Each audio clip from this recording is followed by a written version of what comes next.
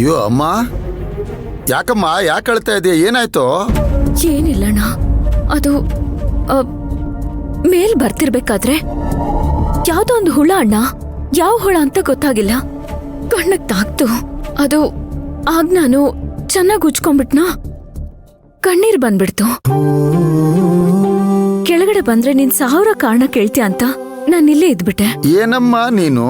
ಏನು ಆಗಿಲ್ಲ ಅಂತ ಹೇಳ್ತೀಯ, ಹುಷಾರಾಗಿ ಬರೋದಲ್ವಾ? ಸುಮಾ, ಏನ್ ಆಗಿಲ್ಲ ಸುಮತಿ, ಸುಮಾ, ಏನಮ್ಮ ನೀನು? ಏನು ಆಗಿಲ್ಲ ಅಂತ ಏನ್ರಿ?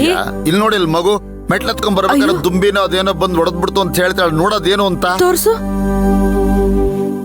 ಏನು ಇಲ್ಲ ಅದ್ಕೆ. ಸುಮತಿ, ಅದೇನ್ ನೋಡು ಅಂದ್ರೆ ಉಫು ಉಫು ಅಂತ ಊದ್ತದೆ. ಸರಿಯಾಗಿ ನೀನ್ ದೊಡ್ಡ ಡಾಕ್ಟರ್ ನೀನು? ಡಾಕ್ಟರ್ ಹತ್ರ ಹೋಗೋಣ ಬಾಮ್ಮ ನೀನು. ಅಯ್ಯೋ ರೀ, ಬಿಸಿನೀರಿನ ಶಾಖ ಕೊಟ್ರೆ ಸರಿ ಹೋಗತ್ತೆ. ಹೇಳ್ತಾ ನಿಂತು ಬಿಡು, ತಗೊಂಬ ಹೋಗೋ. ನಿಮ್ ಕೈಗೆ ತಣ್ಣೀರ್ ತಂದ್ಕೊಡ್ತೀನಿ, ಬಿಸಿ ಮಾಡ್ಬಿಟ್ಟಿಡಿ. ತರೋವರೆಗೂ ಸುಮ್ನಿರಲ್ಲ. ಅಣ್ಣ, ಏನಣ್ಣ ಡಾಕ್ಟರ್ ಎಲ್ಲ ಬೇಡ ಅಣ್ಣ, ಅದು ಹೋಗುತ್ತೆ ಬಿಡು. ಚಿಕ್ಕದ್ ತಾನೆ, ಯಾಕೆಷ್ಟು ದೊಡ್ಡದ್ ಮಾಡ್ತೀಯ? ಯಾಕಣ್ಣ ಇಷ್ಟೊಂದು ಚಡಪಡಿಸ್ತೀಯ?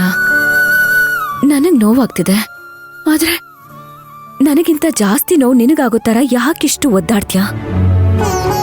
ಎಲ್ಲ ಸರಿ ಹೋಗುತ್ತೆ ಬಿಡಣ್ಣ, ಏನೂ ಆಗಲ್ಲ ಬಿಡು. ಆಗ್ಬಾರ್ದು ಕಣಮ್ಮ, ನಿನಗೇನು ಆಗ್ಬಾರ್ದು ಕಂದ. ನಿನಗೇನಾದ್ರೂ ಆದ್ರೆ ಮನಸ್ಸು ಚಡಪಡಿಸ್ಬಿಡುತ್ತೆ. ನಿನಗೊಂದು ಚಿಕ್ಕ ಇರುವೆ ಕಚ್ಚಿದ್ರು ನನಗೆ ಹಾವು ಕಚ್ಚಿದಷ್ಟು ನೋವಾಗ್ಬಿಡುತ್ತೆ ಕಂದಮ್ಮ.